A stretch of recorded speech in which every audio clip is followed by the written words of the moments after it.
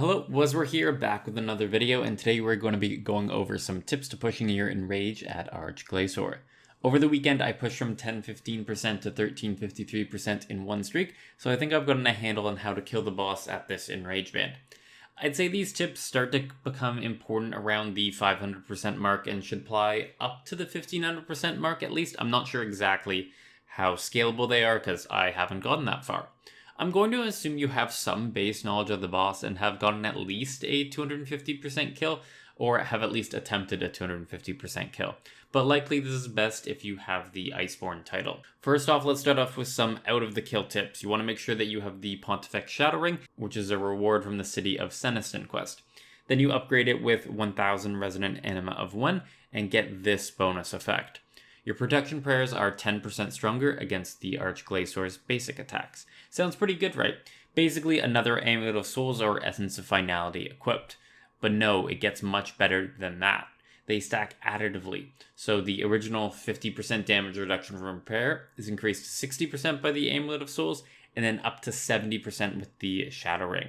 To put it into perspective how powerful it is, if you take a 5000 auto without prayer, it would hit 2000 without the ring upgrade, but with the upgrade, it then gets lowered to 1500, which is essentially a 25% damage reduction when praying correctly. Now, when the flurry spec is up, the game rewards you for correctly swapping prayers, giving a base 65% damage reduction, which is increased to 75% by the Amulet of Souls, and then 85% in total. So a 10,000 flurry hit gets knocked down to 2500 with the Amulet of Souls, and then 1500 with the ring upgrade.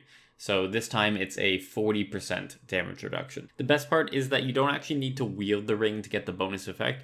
It makes a massive difference, and I'd say that I was taking as much damage at 1000% last night as I was taking at 600% before even having the ring. Next up is aura choice. The Arch-Glacor has very similar defense and affinity as Solak, meaning that splashing is not much of an issue and you are not locked to the Berserker auras in killing the boss. This opens up two possible auras to use to increase your DPS while also not taking more damage. The Inspiration aura gives you 0.5% adrenaline every time you successfully damage your target, so rapid fire hits 8 times, and by the time it's been fully casted, you'll have gained back 4% adrenaline as it hit 8 times and you get 0.5 per hit. This aura is very good with ranged as it has the most hits per minute of any style, and it synergizes very well with the Hydrix Bolt passive effect of 1% extra adren gain from basics. When that passive up, you gain 1.5% per hit instead of 0.5%. This just makes near infinite adrenaline. Greater Ricochet will give 9% adren for casting the ability, with Fury the Small, 1.5% adren for that first hit hitting, and then 9% adren for the 6 additional hits from Coroming 4.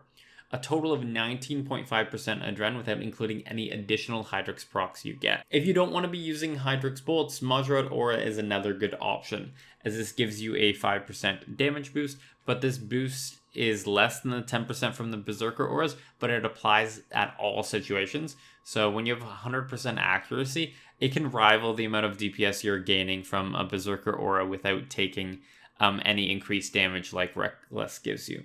Now let's get into the fight. The most important thing to learn at the start is ice patterns. These are how the boss telegraphs what special attack is coming next and can let you prepare to do the mechanic properly.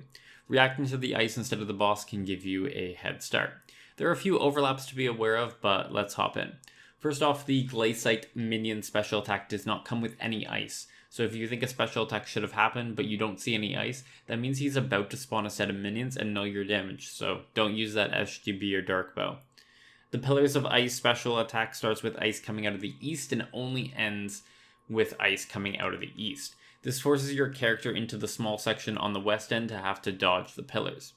The Exposed Core special attack comes with central ice. This means it's coming from both the west and east at the same time and at the same rate. This does have overlap with other ice that can be central, but it's easy to tell what's coming as the boss stops attacking once the ice comes out for the Exposed Core special attack. The Frost Cannon special attack is a little different as there are 3 possible locations for it: east, central, and west. And with that comes 3 ice patterns. If the ice is coming from the west side, that means it has to be the Frost Cannon, as is the only special that has west starting ice. If the ice is coming from the east, that means it could either be the Pillars of Ice or the Frost Cannon attack. The way you eventually tell them apart is that near the end of the ice creeping over, there will be a second set of ice coming from the west side, locking you in a small area. If that happens, it's Frost Cannon. If it doesn't, then it's Pillars of Ice. If the ice is coming from both sides at the same time, it could either be Exposed Core or the Frost Cannon, and you can't tell the difference based on whether the boss attacks or not. With no attacks, it's Exposed Core, but with attacks, it's Frost Cannon. Note that the boss does stall a bit before using Frost Cannon, and that's not the no attack skew I'm talking about, it's earlier when the ice is creeping across. And last, but least in this case, is Flurry. It also has Central Ice, though wider than the Exposed Core or Frost Cannon special attack, but it has a text box telegraphing the special attack, so you don't need to pay attention to the ice at all. Moving on to the next tip, and this involves the second Frost Cannon. Sometimes you get a second Frost Cannon and you're unable to use Devotion as it's still on cooldown. The best way to mitigate this damage is to put on a shield or defender, use Reflect into Anticipate, and then wait for the second hit to go through. When that happens, hit Resonance and turn off your Magic Prayer, giving you a full HP heal. The first two hits of Frost Cannon hit about 3k with Reflect and Anticipate up, and it doesn't seem to scale within range, so as long as you're 6k HP before it starts, it should be fine. This also reflects 10k damage back to the boss when you get the big heal at the end. When you get a minion spawn, run melee distance to the Mage Glacites. This forces the Bolstering Glacite to be in Chinchampa range of the Mage Glacites, and targeting one of them and using Binding Shop and Corruption Blast to lay some foundation damage down. You can then use a Darkbow EOF and run out of range of the Bolstering as it's bound for 12 seconds. This lets you kill it with taking little damage or time and lets you get back to the boss quickly. At the same time, minions hurt most of all parts of the fight, and you really start to feel it around 1000%. What I like to do is use Resonance after I kill the Bolstering to heal back up to full before the next mechanic happens. Exposed Core might just be my favorite mechanic just because of the downtime it creates. High ENRAGE Arch-Glacor is a long and grueling fight where you need to be on your toes at all times, and this gives you a little bit of reprieve and time to take a deep breath and relax a little bit. Check to see if the boss is vulned. Is it Smoke Cloud? How are your overloads or prayer points? It happens every 2 minutes, so take advantage, take that break, and reset yourself for the rest of the fight. The Pillars of Ice is by far the most dangerous mechanic at this boss, and one bad step can and will kill you.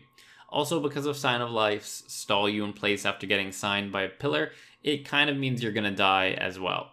If you've watched any of Evil Lucario pushing, you probably know how he does it, but I do it a little bit differently. Instead of swapping to melee and using Bladed Dive, I surge along the wall and walk horizontally across.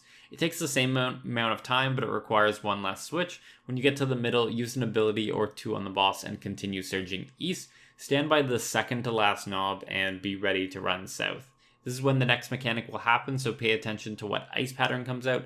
Once the ice is out or the pillar is going to reach you, run south and then west, and the mechanic is dealt with and you can move on to the next one, whichever the boss decides to give you. Despite the Pontifex Shadow Ring being very good and making Flurry deal 40% less damage when you have the correct prayer on, it's still very deadly, and one missed Pray Flick can be a 10k hit and a 1-hit KO for max HP. With that in mind, when I'm swapping my gear around, say a different Essence of Finality or my Planted Feet swap, I like to use Resonance or Disruption Shield to give me a little breathing room to make a prayer mistake. It's a really small thing, but it lowers the stress of this mechanic by a ton. One note about Resonance is that if you do it close enough to one of the Flurry autos, it lasts long enough for 2 hits, so if the first one splashes, and then you can wait until the next one to get your heal. Another fact is that in range gear, I have yet to see the melee auto splash on me. So I think it's 100% on the style you are weak to. While this is going on, you should make it a habit of switching back to Soul Split after each auto. This is beneficial in multiple ways. It gives you the ability to out-heal the damage you are taking and lets you save food for the other tougher parts of the fight. And second of all, it also makes it so you don't accidentally turn off your prayer for back-to-back autos of the same style. I've already done that a couple times and lost signs in a very stupid way. And that's going to be it. I hope that these tips will help you push higher in rage and do those longer streaks to get even more GP at this boss. If you liked the video, drop a like down below. It helps push the video to more people. But past that, have a good day and I'll catch you in the next one.